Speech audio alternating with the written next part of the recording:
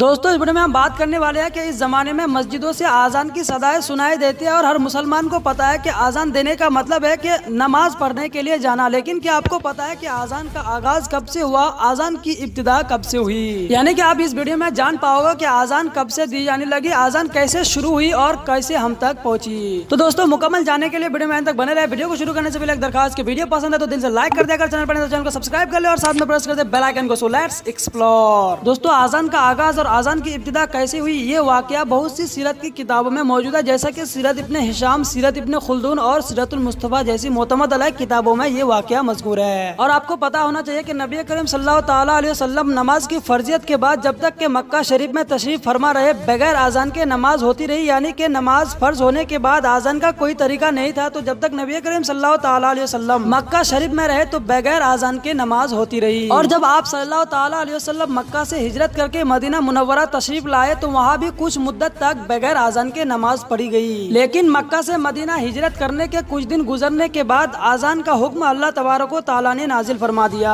اور ہوا یوں کہ نبی کریم صلی اللہ تعالیٰ علیہ وسلم جب مکہ سے مدینہ ہجرت کر کے تشریف لائے تو مدینہ منورہ میں نماز کے اوقات کو معلوم کرنے کے لیے کوئی مقرر چیز نہیں تھی، یعنی کہ یہ معلوم نہیں ہو پاتا تھا کہ نماز کا وقت ہوا یا نہیں ہوا۔ اور نبی کریم صلی اللہ تعالیٰ علیہ وسلم کی عادت مبارکہ یہ تھی کہ کبھی جلدی کر کے نماز اول وقت میں پہلے وقت میں ادا فرما لیتے تھے اور کبھی تاخیر کر کے نماز ادا کرتے تھے، لیکن اس سے یہ ہوتا تھا کہ بعض صحابہ کرام نبی کریم صلی اللہ تعالیٰ علیہ وسلم کی اقتداء میں نماز پڑھنے کے لیے سعادت اور برکت حاصل کرنے کے لیے نماز کے وقت سے پہلے ہی حاضر ہو جاتے تھے، لیکن ایسا کرنے سے ان کے کاموں میں نقصان ہوتا تھا اور خلل واقع ہوتا تھا۔ اور بعض صحابہ کرام اس خیال سے نبی کریم صلی اللہ تعالیٰ علیہ وسلم تاخیر سے نماز ادا کریں گے اپنے کاموں میں مشغول رہتے تھے اور نماز پڑھنے جلدی نہیں آتے تھے، جس کی وجہ سے ان کو حضور نبی کریم صلی اللہ تعالیٰ علیہ وسلم کی اقتداء میں نماز پڑھنے کی شرف حاصل نہیں ہوتی۔ جب یہ سچویشن ہو گیا تو تمام صحابہ کرام اور لوگوں نے باہم مشورہ کر کے یہ طے کیا کہ ایک علامت، ایک نشانی مقرر کر دی جائے جس سے نبی کریم صلی اللہ تعالیٰ علیہ وسلم کی نماز ادا کرنے کا وقت معلوم ہو جائے، تاکہ کسی کی نماز بھی فوت نہ ہو، کسی کی نماز بھی تاخیر سے یا تقدیم سے نہ ہو۔ تو کچھ صحابہ کرام نے یہ تجویز پیش کی، لیکن بعض صحابہ کرام نے یہ رائے پیش کی کہ یا رسول اللہ ناقوس بجا کر یاد کرایا جائے۔ آپ صلی اللہ تعالیٰ علیہ وسلم نے اس کو ناپسند فرمایا، کیونکہ ناقوس نصارہ یعنی کہ مذہب عیسائیت کے ماننے والوں کے استعمال کرنے کا طریقہ تھا، اسی لیے نبی کریم صلی اللہ تعالیٰ علیہ وسلم نے دوسری تجویز یعنی کہ ناقوس بجانے کو بھی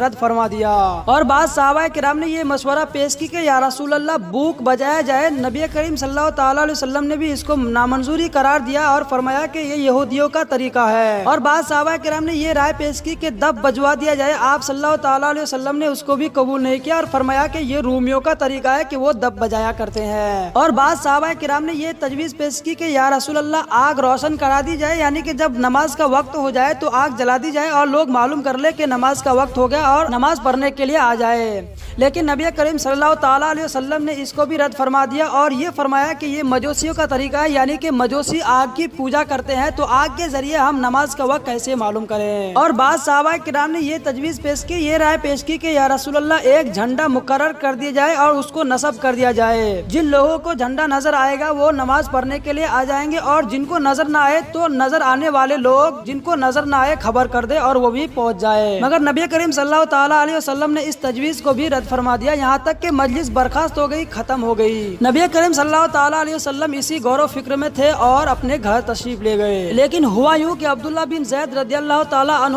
حضور صلی اللہ تعالیٰ علیہ وسلم کو متفکر دیکھ کر خود بھی فکر میں پڑ گئے۔ حضرت عبداللہ بن زید رضی اللہ تعالیٰ عنہ کا بیان ہے کہ میں رات کو سویا تو غنودگی کی حالت میں دیکھا کہ ایک آنے والا آیا جو سبز کپڑے پہنے ہوئے تھے اور وہ دیوار پر کھڑا ہو گیا، اس کے ہاتھ میں ناقوس تھا۔ میں نے کہا اس کو فروخت کرتے ہو؟ خواب میں آنے والے شخص نے جواب دیا کہ اس کا کیا کرو گے؟ تو میں نے جواب دیا کہ نماز کے وقت بجایا کریں گے۔ اس نے کہا کیا میں اس سے بھی بہتر چیز بتا دوں؟ تو عبداللہ بن زید کا بیان ہے، وہ کہتے ہیں کہ ہاں ضرور بتائیے۔ تو اس نے قبلہ کی طرف رک کر کے کھڑے ہو کر کے آزان کہی، پھر کچھ دیر توقف کرنے کے بعد اقامت یعنی کہ تکبیر پڑھی۔ عبداللہ بن زید کہتے ہیں کہ میں نے نبی کریم صلی اللہ تعالیٰ علیہ وسلم کی خدمت میں حاضر ہو کر یہ خواب بیان کیا۔ نبی کریم صلی اللہ تعالیٰ علیہ وسلم نے فرمایا کہ خواب حق ہے، بلال کو بتا دو، اس لیے کہ ان کی آواز تم سے زیادہ بلند ہے۔ اور جس طرح حضرت عبداللہ بن زید نے خواب میں دیکھا تھا اسی طرح سے حضرت بلال رضی اللہ تعالیٰ عنہ کو بتا دیا گیا کہ آزان اس طرح سے دی جائے، اور حضرت بلال رضی اللہ تعالیٰ عنہ نے بلند مقام پر کھڑے ہو کر کے آزان کہی۔ حضرت عمر رضی اللہ تعالیٰ عنہ دوڑتے ہوئے آئے اور حضور نبی کریم صلی اللہ تعالیٰ علیہ وسلم کی بارگاہ میں آ کر کے عرض کرنے لگے، اور آ کر کے عرض کی کہ قسم ہے اس ذات کی جس نے حضور نبی کریم صلی اللہ تعالیٰ علیہ وسلم کو سچا اور برحق نبی بنا کر مبعوث فرمایا۔